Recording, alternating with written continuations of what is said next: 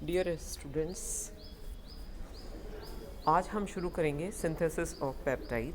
पहले लेक्चर के अंदर हम पेप्टाइड का हाइड्रोलिसिस करके अमीनो एसिड्स के अंदर कन्वर्ट कर चुके हैं और उसमें हाइड्रोलिसिस के दो मेथड्स थे। उन दोनों मेथड्स में हमने सी टर्मिनल से और एन टर्मिनल से हाइड्रोलिसिस किया था और हाइड्रोलिसिस करने के बाद एक एक अमीनो एसिड को हमने आइसोलेट करके उसका सीक्वेंस फाइंड आउट किया था। अब हमें अगर उसका सीक्वेंस पता है तो हम उसका सिंथेसिस आर्टिफिशियली कर सकते हैं। तो आज हम डिस्कस करेंगे सिंथेसिस ऑफ पेप्टाइड। इसमें 3 स्टेप्स जो हैं वो बहुत इंपॉर्टेंट हैं। प्रोटेक्शन ऑफ अमीनो एसिड और COH ग्रुप, क्योंकि अमीनो एसिड्स की साइड से NH2 ग्रुप पर भी एडिशन हो सकता है और COH ग्रुप पर भी एडिशन हो सकता है। इसलिए हमें एक साइड से या तो NH2 ग्रुप को प्रोटेक्ट करना पड़ेगा या COH ग्रुप को प्रोटेक्ट करना पड़ेगा। दूसरी स्टेप होगी कंडेंसेशन, जिसमें अमीनो एसिड को उसके साथ जोड़ा जाएगा और वाटर मॉलिक्यूल का लॉस होगा। तीसरी स्टेप है जो हमने पहले स्टेप में प्रोटेक्शन किया था NH2 का या COH ग्रुप का, उसको हमें रिमूव करना पड़ेगा तो हम पेप्टाइड का सिंथेसिस कर सकते हैं। पहला हम स्टेप ले रहे हैं protection of NH2 group by benzoyl oxy group. Benzoyl oxy group होता है C6H5CH2OCOOCl। इसकी रिएक्शन अमीनो एसिड के साथ की जाती है तो NH2 में से H निकल करके और बेंजोइल ऑक्सीक्लोराइड में क्लोरीन निकल करके ये वहाँ पर अटैच हो जाता है। दूसरी चरण के अंदर SO2 की रिएक्शन इसके साथ की जाती है तो COH से Cl वहाँ पर निकल जाता है और ये COCl के अंदर कन्वर्ट हो जाता है और SO2 मॉलिक्यूल लॉस हो जाता है। अब सेकंड स्टेप आ रही है कंडेंसेशन ऑफ स्टेप, जिसके अंदर किसी अमीनो एसिड को हम उसके साथ जोड़ते हैं और वो एक पॉलीपेप्टाइड के रूप में जुड़ता जाता है। अब लास्ट स्टेप होती है रिमूवल ऑफ प्रोटेक्शन और प्रोटेक्टेड ग्रुप। तो इसमें हम हाइड्रोजन प्लेटिनम या पैलेडियम के साथ गर्म करते हैं तो C6H5CH3 बेंजोइल ग्रुप जो है वो टोलुइन के रूप में निकल जाता है और कार्बन डाइऑक्साइड निकल जाती है। इस तरीके से इसको सिंथेसाइज किया जाता है। बेंजोइल ऑक्सी क्लोराइड के अलावा दूसरे प्रोटेक्टिंग ग्रुप हैं, जैसे ब्यूटाइल ऑक्सी कार्बोनाइल BOC कहते हैं, या ट्राइटाइल टर्शरी फिनाइल मीथाइल थायोल, या टॉसाइल पैराटोलुइन सल्फोनाइल क्लोराइड। अब हम ले रहे हैं कि हम COH ग्रुप को भी प्रोटेक्ट कर सकते हैं। COH को COOCH3 में बदल लें, यानी एस्ट्रिफिकेशन कर लें, या C2H5 में इथाइल एसीटेट में बदल लें, या टर्शरी ब्यूटाइल एस्टर के अंदर बदल लें, यानी इसका एस्टिफिकेशन कर दिया जाता है तो वो COH ग्रुप जो है वो प्रोटेक्ट हो जाता है और दूसरा अमीनो एसिड इस साइड पर आकर के नहीं जुड़ता। या एसिड क्लोराइड के साथ उसकी रिएक्शन कर ली जाती है, या एसिड एजाइड के साथ उसकी रिएक्शन कर ली जाती है, या एक और प्रोटेक्टिंग ग्रुप है पैरा नाइट्रोफिनाइल एस्टर, उसके साथ COH ग्रुप का प्रोटेक्शन किया जा सकता है। अब हम ले रहे हैं peptide synthesis on the basis of protecting NH2 group. इसमें जो फर्स्ट मेथड है वो है बर्गमान सिंथेसिस। बर्गमान सिंथेसिस में बेंजोइल ऑक्सीक्लोराइड की अमीनो एसिड के साथ बेसिक मीडियम में रिएक्शन की जाती है तो NH2 ग्रुप जो है वो प्रोटेक्ट हो जाता है। इसके बाद में SOCl2 के साथ रिएक्शन की जाती है तो COH ग्रुप जो है वो COCl में बदल जाता है।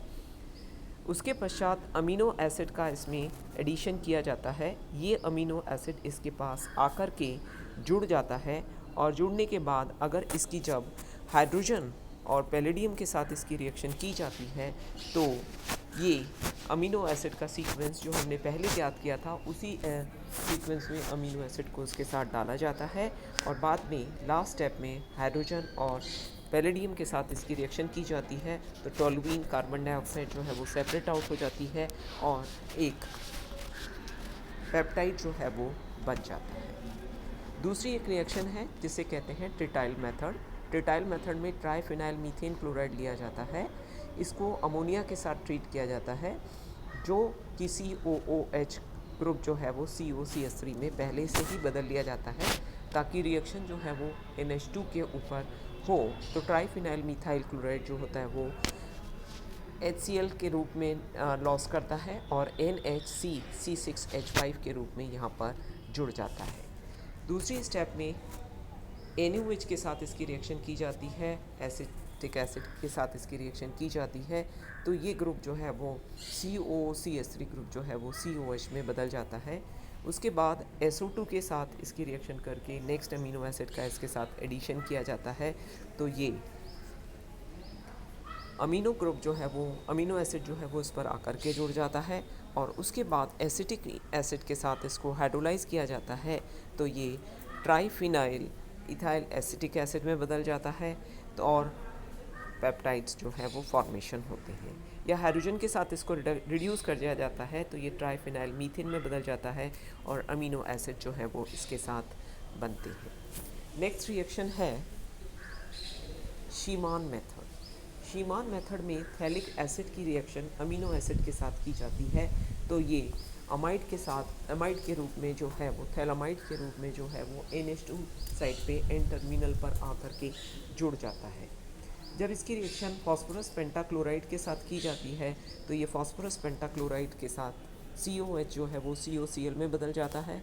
फिर मैग्नीशियम ऑक्साइड के साथ नेक्स्ट अमीनो एसिड जो है वो इसमें जोड़ा जाता है और ये अमीनो एसिड जो है वो COOCl के साथ और NH2 का H मिल करके जो है वो HCl का लॉस करके ये अमीनो एसिड जो है वो एक आगे नेक्स्ट अमीनो एसिड जो है वो COH साइड से एडिशन हो जाता है।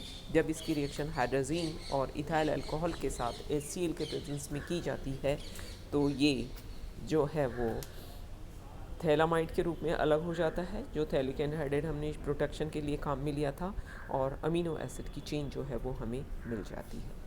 शीमान मेथड का मॉडिफिकेशन किया था, इसमें थोड़ा सा ही जो है वो चेंज है। पहली स्टेप में नॉर्मली हम नाइट्रोजन का प्रोटेक्शन करते हैं, दूसरी स्टेप में हम डाईसाइक्लोहेक्साइल कार्बामाइड THF के अंदर लेते हैं या मिथाइलिन क्लोराइड के साथ इसकी रिएक्शन करते हैं और साथ ही हम अमीनो एसिड का एस्टर फॉर्म जो है वो लेते हैं जो कि ये एक मॉडिफाइड फॉर्म है। लास्ट हम रिएक्शन ले रहे हैं फिशर मेथड।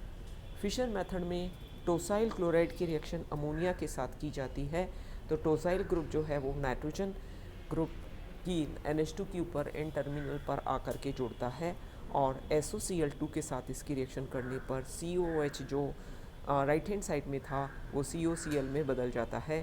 फिर एक अमीनो एसिड जो भी सीक्वेंस के हिसाब से होता है उसको इसमें ऐड किया जाता है और बाद में sodium in presence of liquid ammonia इसके साथ हीट की जाती है तो ये ग्रुप जो है वो COH साइड के ऊपर आकर के जुड़ जाता है। तो हम इसमें टोसाइल क्लोराइड भी ले सकते हैं या बेंजाइल सल्फोनाइल क्लोराइड भी ले सकते हैं।